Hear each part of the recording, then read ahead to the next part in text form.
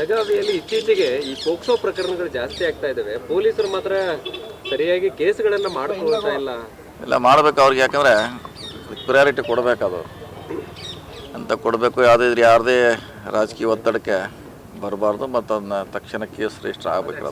ಸಚಿವರೊಬ್ಬರ ಒತ್ತಡಕ್ಕೆ ಮಾಡಿದ ಒಬ್ಬರನ್ನ ಕೇಸೇ ಹಾಕಿಲ್ಲ ಸರ್. ಒಂದು ಗ್ರಾಮೀಣ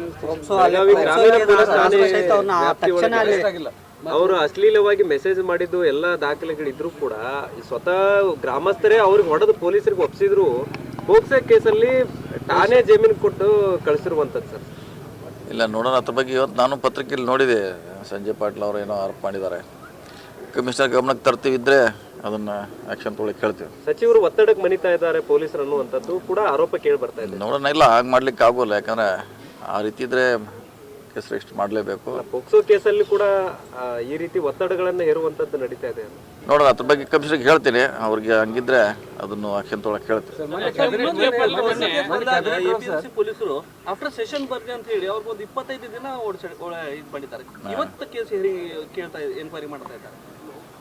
ನನಗೆ ಗೊತ್ತಿಲ್ಲ, ಅದಕ್ಕೆ ಕಮಿಷನರ್ಗೆ ಹೇಳೋಣ. ಇದು ಯಾವಾಗ ಬಂದಿರೋ, ಅವರು ಯಾಕೆ ಲೇಟ್ ಆಯಿತು, ಯಾರು ವಾಪಸ್ ಕಳಿಸ್ರು, ಎಲ್ಲ ಸಂಬಂಧಪಟ್ಟವನ್ನೇ ಎನ್ಕ್ವೈರಿ ಚರ್ಚೆ ಮಾಡಬೇಕು. ಬೆಳಗಾವಿ ಗ್ರಾಮೀಣದ್ದು ಬೇರೆ ನೋಡಿ, ಎರಡು ಕಮಿಷನರ್ ಅಂಡರ್ ಬರ್ತೈತೆ. ಎರಡು ಅವ್ರಿಗೆ ಇನಿಷಿಯೇಟಿವ್ ವಿದಿನ್ 2 months ಅಂತ ಹೇಳಿದ್ದೀನಿ ನಾನು. ಯಾಕಂದರೆ ಟೆಂಡರ್ ಆಗಬೇಕದು. ಟೆಂಡರ್ ಆದಮೇಲೆ ಒಂದು 2 months ಬೇಕಾಗ್ತಿರೋದು. ಅಂದರೆ ಫೆಬ್ರವರಿ ಎಂಡ್ ಅಥವಾ ಮಾರ್ಚ್ ಫಸ್ಟ್ ವೀಕ್ನಾಗೆ ಅಂದರೆ ಕಾಮಗಾರಿ ಪ್ರಾರಂಭ ಮಾಡಿ. ಕಾಮಗಾರಿನ ಆಕೈತೆ ಸರ್. ಒಂದು ಸರ್ ಏನಂತ 275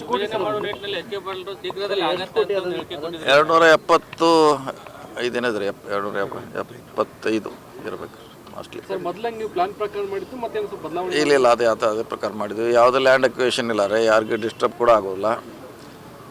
ಸೊ ಹೀಗಾಗಿ ಕಾಮಗಾರಿಗೆ ತೊಂದರೆ ಆಗೋಲ್ಲ. ಜಿಲ್ಲಾ ಲೆವೆಲ್ನಲ್ಲಿ ಇದೊಂದು ಇಷ್ಟು ದೊಡ್ಡದು 2 ಕಿಲೋಮೀಟರ್ ಫ್ಲೈಓವರು ಮಾದರಿ. ಇಲ್ಲ, ಭೂ ಸ್ವಾಧೀನ ಇಲ್ಲ. ನಮ್ದು ಏನು ಜಾಗ ಇದೆಯಲ್ಲ ಅದರಲ್ಲೇ ಮಾಡ್ತಾ ಇದ್ದೀವಿ. ಅಧಿಕಾರಿ ಇದ್ರೆ ಮೊದಲು ಅದು ತಮ್ಮ ಇಲಾಖೆಗೆ ಬರುತ್ತೆ. ಅವ್ರಿಗೆ ಯಾವ ಮೇಲೆ ಶಿಸ್ತು ಕ್ರಮ ಕೈಗೊಳ್ಳಿ ಅಂತೇಳಿ ಆಲ್ರೆಡಿ ಇದಾಗಿದೆ. ಶಿಸ್ತು ಕ್ರಮ ಯಾವಾಗ ಕೈಗೊಳ್ತೀರಿ ಅಂತೇಳಿ ಯಾರ ಮ್ಯಾಗ್ರೆ? ಯಾರ ಮ್ಯಾಗಂದ್ರೆ ಅಂತೇಳಿ ಅದೆಲ್ಲ ನಮ್ದು ನ್ಯಾಷನಲ್ ಹೈವೇ ಅದು ಅಲ್ಲ. ಅದನ್ನ ಆಗಿದ್ದು ನ್ಯಾಷನಲ್ ಹೈವೇದಲ್ಲಿ ಅದು. ಈಗಾಗಲೇ ಅದ್ರ ಬಗ್ಗೆ ಚರ್ಚೆ ಎನ್ಕ್ವೈರಿ ನಡೀತಾ ಇದ್ದಾರೆ. ಅವ್ರು ನ್ಯಾಷನಲ್ ಹೈವೇದವ್ರು ಮಾಡ್ಬೇಕು. ಹಾಂ, ಬೊಗಾರೇಶ್ವರ್ಗೆ ಫಸ್ಟ್ ರೀ. ಅಲ್ಲಿ ಸೆಕೆಂಡ್ ಪೇಸು ಅದನ್ನು ತೊಗೊಳ್ತೀವಿ. ಪೂರ್ತಿ 3rd ಗೇಟ್ವರೆಗೆ ಮಾಡೋ ಒಂದು ವಿಚಾರ ಇದೆ. ಫಸ್ಟ್ ಇದನ್ನು ಮುಗಿಸ್ದವ್ರಿ. ಬೆಳಗಾವಿ ಜಿಲ್ಲಾ ವಿಭಜನೆ ವಿಚಾರಕ್ಕೆ ಸಂಬಂಧಪಟ್ಟಂತೆ ಫಾಲೋ ಅಪ್ ಆಗಿದೆನಾ ಅಥವಾ ಏನು ಯಾವ ಸ್ಥಿತಿಯಲ್ಲಿ ಇದೆ ಅಂತ ಸದ್ಯಕ್ಕಂತೆ ನೋಡೋಣ. ಬೆಂಗಳೂರಲ್ಲಿ ಚರ್ಚೆ ಮಾಡ್ತೇನೆ. ಬೆಂಗಳೂರಿಗೆ ಹೋಗ್ತೀವಿ. ಅವರು ಕೂಡ ಚರ್ಚೆ ಮಾಡೋಣ ಅಂತ ಹೇಳಿದ್ದಾರೆ. ಅಲ್ಲಿ ಹೋದ್ಮೇಲೆ ನೋಡೋಣ ಏನು ಬರುತ್ತೆ.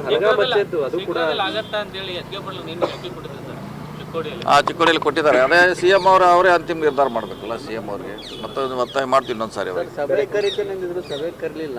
ಬೆಂಗಳೂರಲ್ಲಿ ಏನಾದ್ರು ಬೆಂಗಳೂರಲ್ಲೇ ಕರಿಬೇಕು. ಬೆಂಗಳೂರಲ್ಲೇ ಸಭೆ ಕರಿಬೇಕು. ಸಭೆ ಅಂತ ಕರಲೇಬೇಕು. ಯಾಕಂದ್ರೆ ಎಲ್ಲ ಶಾಸಕರ ಅಭಿಪ್ರಾಯ ಬೇಕೇ ಬೇಕು.